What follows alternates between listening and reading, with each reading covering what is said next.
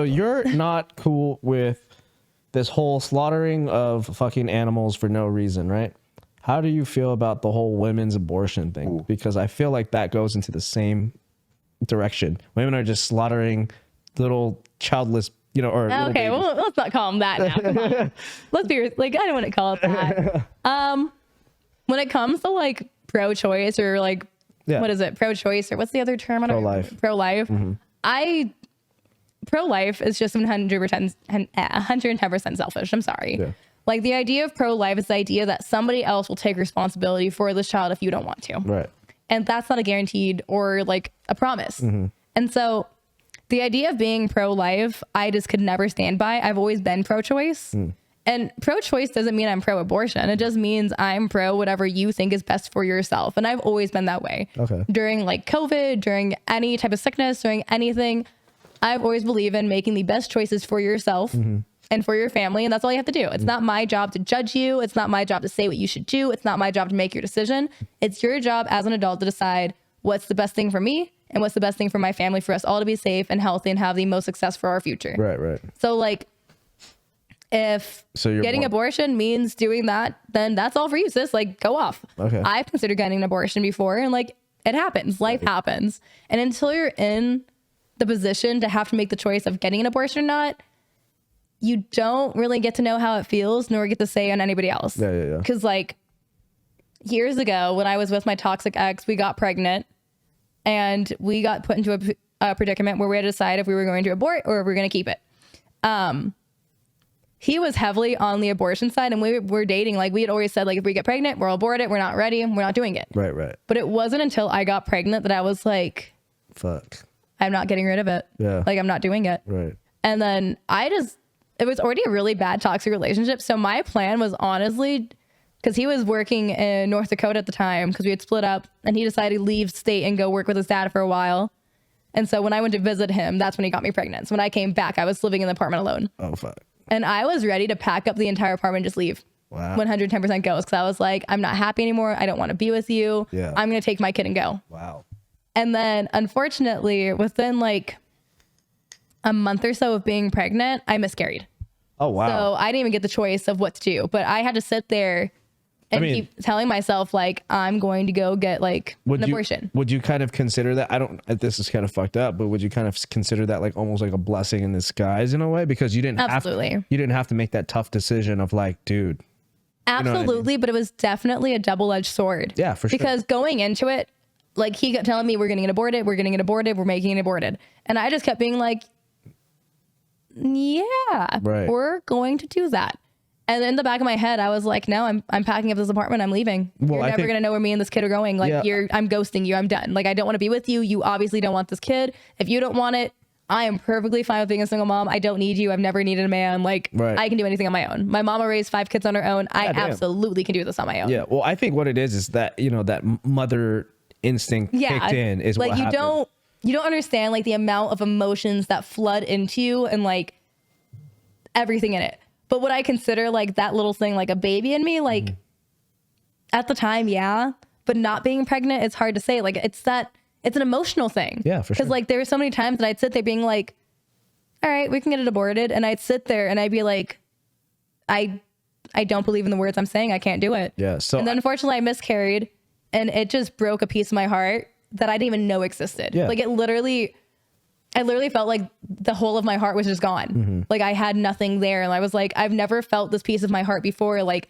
it's weird that suddenly like I had this such deep attachment to like my child at that time. And like, it's just such a wild feeling. Right. And it wasn't maybe until the last couple of years, like finally being with like Leo, that I finally have like healed that part of myself. And I finally accept the fact of like, okay, like if we were to get pregnant, like, I don't think I'd have that same worry. I don't think I'd have that same fear. Like for like the last maybe 4 to 5 years, I've been adamant being like, I never want kids. I never want to go through that feeling again. I never want to miscarry again. Like it is such a hard feeling going through any of that it broke me as a woman. Why was my body not able to do it? Like, why did my body fuck up? Like, why did my body not produce like it needed to? Why did my body not protect my baby like it needed to? Like, it turns into such a huge mental game with yourself. Yeah. That like. So would you say like you're more like pro-life then because of like you went through that? Absolutely not. I'm still pro-choice. Oh, okay. Because until you're in that position of having to decide, do I keep it or do I not? You're never going to be able to tell someone else to make that decision. Yeah. Because it wasn't until I was put in that position that I was like, do you think wow. Do you think that decision is should be made by both parties, or do you think it's more of a woman's choice? I think it's more of her choice. Like, do I think the man deserves to have a say? Yeah.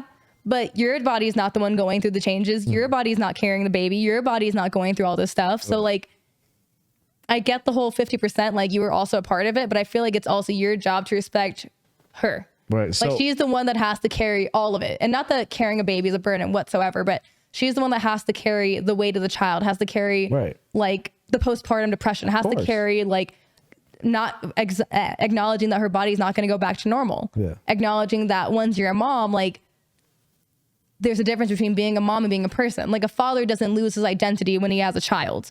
Like you still get to be you. Once you become a mom, you're a mom. Like there's more of a stigmatism behind being a mother than there is being a father.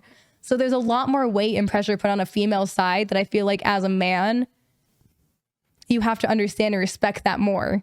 And like, do I believe that there's fucked up situations where like a female doesn't tell a man like I'm pregnant and then they abort it? Like absolutely. I feel like a discussion should be had. Like if you can make such a bold decision and such an indefinite decision, I feel like it should be at least discussed, or not even discussed, but at least stated, rather than like, haha, surprise, motherfucker. Right. So it's a rock and a hard place, honestly. Like it's really. So if let's say you got into that whole situation where you're like, oh, I don't want to let him choose this or whatever, right?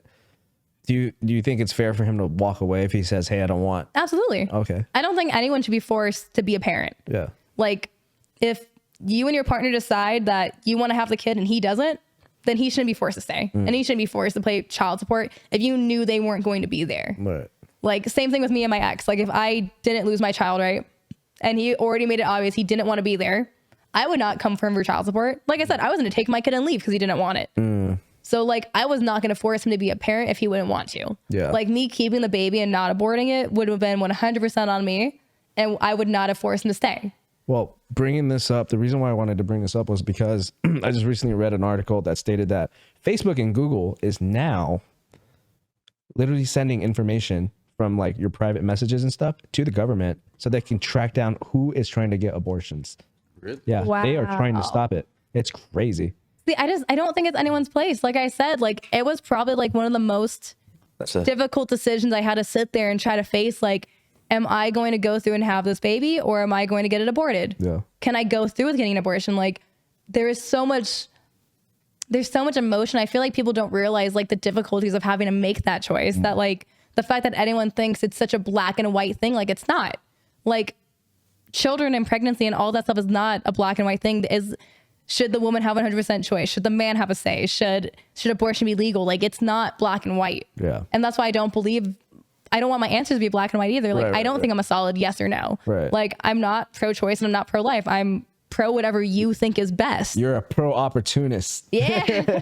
Pro-opportunist. Like, it's your job as a human to decide what is the best thing for you and your survival and the best thing for you and your family. Of course. So if having a baby is going to hurt you financially because you can't support it, and bringing the baby into having no support, like that's not fair to them. Yeah. Or like if you think you can do it, and it's not someone else's job to say you can't do that right now, you don't have the money for it. Yeah. Like it's no one's say to say anything. So like you're the only person that's going to know if you can handle it. Yeah. You're the only person that's going to know if you should do it. Yeah. Whether or not everyone thinks it's a bad idea, it's not their choice. It's your life and your choices. Solid. So like it's not a black and white answer. It's not. Thank you for watching that short clip of WakuRadio. To find the full episode, go follow us on the link below. Make sure you like, subscribe, and hit that notification button. You like us, you hate us. Comment below.